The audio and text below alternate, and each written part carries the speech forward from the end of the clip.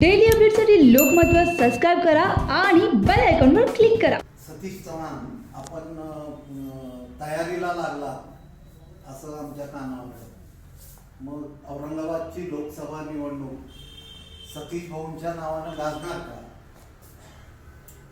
गाजणार का ते मी सांगू शकत नाही, परंतु शिवसेनेचा हा जो बालेकिल्ला 35 वर्षापासून शिवसेनेचा खासदार आहे, अपवाद 13 महिन्याचा रामकृष्ण बाबांचा जो भाऊ होता, त्यांना धक्का देण्याचं निश्चित काम माझ्यातर्फे होईल. कारण माझी काम करायची पद्धत वेगळी आहे. पारंपरिक पक्ष जसे लढाई करतात, निवडणूक असेल काय असेल, मी शेवटच्या कार्यकर्त्यापासून बसतो. त्यामुळे कदाचित थोडाफार फरक जाणवेल आणि पक्षाला त्याचा फायदाच होईल. आणि मग खैरेंसारख्या दिग्गज उमेदवाराच्या विरोधात लढताना तुम्ही काय स्ट्रॅटेजी काय असावी असं आता ठरवलं? स्ट्रॅटेजी असं काही नाही. आतापर्यंत ज्या पोलरायझेशन हा जो प्रकार आहे धार्मिक ध्रुवीकरणाच्या त्याच्यावर मला विश्वास नाही. डेव्हलपमेंट हा मुद्दा माझ्या याच्यात अग्रभागी राहील हे मी तुम्हाला आवर्जून सांगतो. कारण मागच्या 20 वर्षामध्ये खैरे साहेबांनी जी काही कामं केली नाही केल्यापेक्षा न केलेल्या कामाची यादी जास्त मोठी. आणि कालच गडकरी साहेबांचं जे स्टेटमेंट आहे, सपने दिखाव काहीतरी ते म्हणले, जर कधी प्रत्यक्षात उतरलं नाही तर पोलिटिशियन माणसाला त्रास होतो. तरी खैरे साहेबांना अजून त्याचा त्रास झाला पण या इलेक्शनमध्ये नक्कीच त्याचा त्रास होईल असं वाटतं. नाही, पण तरीही भाऊ तुम्ही मराठवाड्यात तुमचा वावर जरी असला तरी औरंगाबाद जिल्ह्यात तसा संपर्क कमी झालाय असं बोललं जातं. हे खरं आहे का?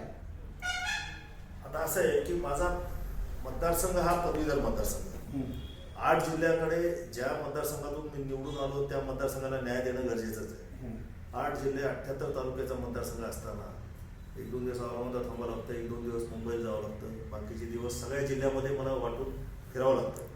सगळ्यांचीच चांगले संपर्क ठेवण्यासाठी वेळ कमी अपुरा पडला. विशेषतः औरंगाबाद शहराला नाही अपुरा कधीच पडला, परंतु जिल्ह्याच्या ग्रामीण भागात जिथं इथं पदवीधर माझा कार्यक्रम तिथपर्यंत मी ऑलरेडी पोहोचलेलो आहे. संपर्क कमी झाला असं म्हणेल, परंतु कामाचं स्वरूप आता बदलेल.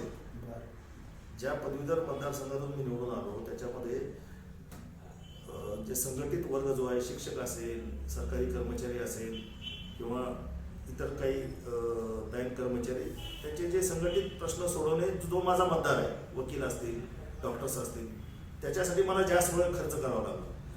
परंतु त्याचबरोबर औरंगाबाद शहराच्या ज्या मूलभूत गरजा आहेत त्याच्याकडेही मी दुर्लक्ष होऊ दिलेलं नाही. मी विधिमंडळातील माझी भाषणं जर का वाचले किंवा बघितले तर आपल्याला लक्षात येते त्या औरंगाबादच्या प्रश्नासाठी तेवढ्याच आक्रमकपणे मी लढलेलो. पाणी प्रश्नासाठी पाणी प्रश्न असेल, कचऱ्याचा प्रश्न असेल, औरंगाबादला ज्या इन्स्टिट्यूट्स येणार होत्या राष्ट्रीय दर्जाच्या त्या विदर्भात नेल्या गेल्या हे सरकार आल्यानंतर तेव्हाही आक्रमकपणे मी लढलेलो आहे. विशेषतः सर्वपक्षीय आमदारांना घेऊन मी लढलेलो. असंही नाही की ते काय पॉलिटिकल इश्यू मी बनवलेला नाही, परंतु शेवटी असं आहे की मुख्यमंत्री विदर्भाचा झाल्यानंतर औरंगाबाद नक्कीच अन्याय झाला. छोटंच उदाहरण तुम्हाला देतो.